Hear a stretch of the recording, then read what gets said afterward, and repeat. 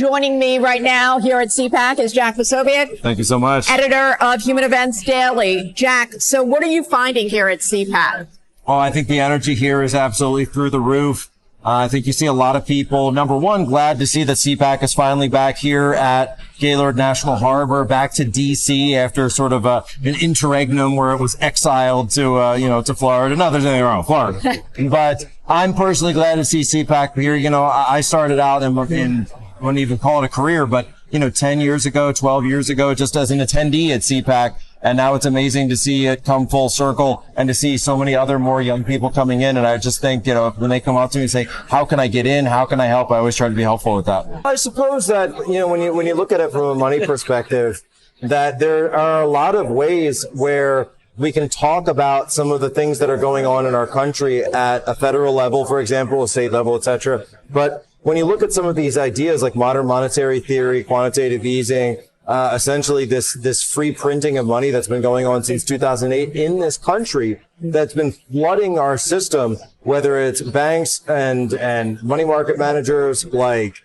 BlackRock, Blackstone, State Street, Vanguard. You need to understand that the loans that are coming through there are being prioritized not in an economic way, but in a politically expedient way, based on their policies. And Elon Musk has talked about this. Larry Fink has talked about this in a positive way. Jamie Dimon has talked about it in a negative way. And so we need to understand that if we really do want our economy to grow, if we want it to be successful, then we have to stop, number one, borrowing money against assets that we don't have at the Federal Reserve. And number two, we need to stop playing these games like ESG through the stock market and through loan acquisition that are simply going to help these massive $1 trillion in holdings organizations go run around the country, buy up farmland, buy up housing.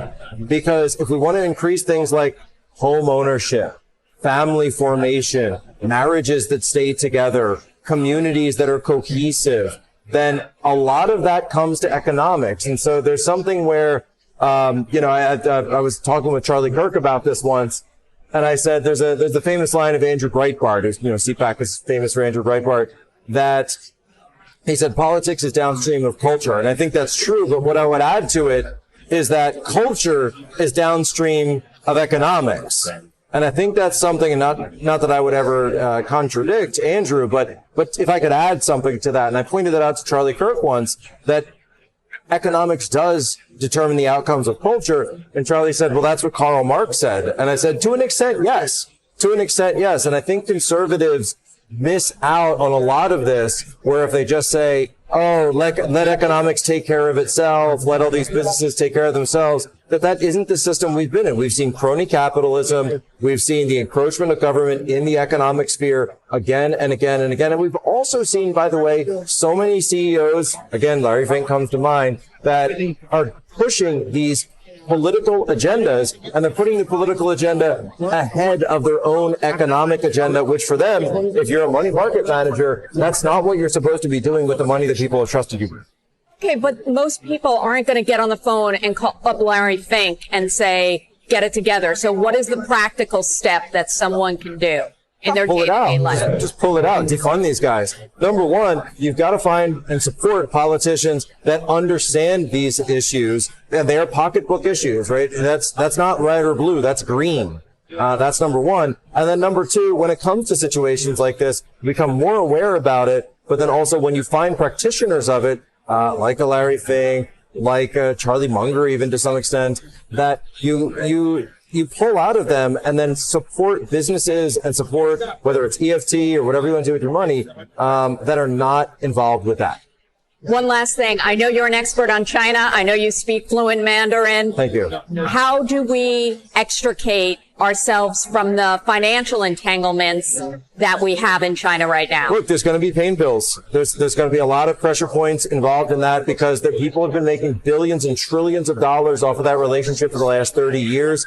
They are the marketplace of the world. They're the manufacturing base of the world. They are the factory.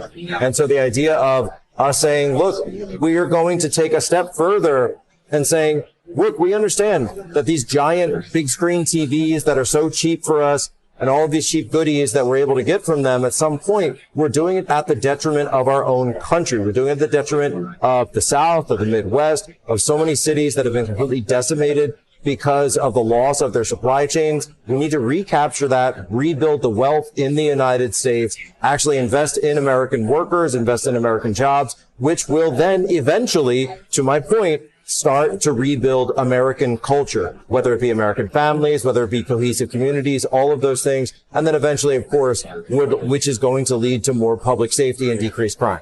Thank you so much.